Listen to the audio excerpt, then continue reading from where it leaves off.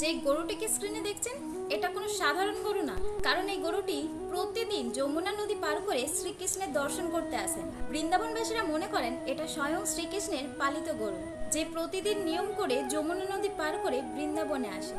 মানুষজন এই গরুটিকে প্রণামও করেন। গরুটি সারাদিন যমুনা নদীর ওই পারে ঘাস খায় এবং যেই বিকেল 5:30 বাজে ঠিক সেই সময় গরুটি যমুনা নদী পার করে শ্রীকৃষ্ণের আরতি দেখতে চলে আসেন বৃন্দাবনে। আর এই মন্দির থেকে ঠিক ততক্ষণ যায় না যতক্ষণ না আরতি শেষ হয়। আশ্চর্যের বিষয় হলো এই গরুটিকে সবসময় একাই থাকতে দেখা যায়। রোজ যমুনা নদী পার করে শ্রীকৃষ্ণের দর্শন করতে একাই আসে এবং একাই চলে যায়। স্থানীয় লোকেরা খোঁজ খবর নিয়ে জানতে পারে যে এই গরুটির কোনো মালিক নেই, তাই বৃন্দাবনবাসীরা এই গরুটিকে স্বয়ং শ্রীকৃষ্ণের পালিত গরু বলেই মনে করেন। এই গরুটি কোনোদিনও কাউকেই আঘাত করে না। যতই ঝড় জল বন্যা হোক না কেন, এই গরুটি প্রতিদিন একই সময়ে বৃন্দাবনে যায় শ্রীকৃষ্ণের দর্শন করতে। হরে কৃষ্ণ।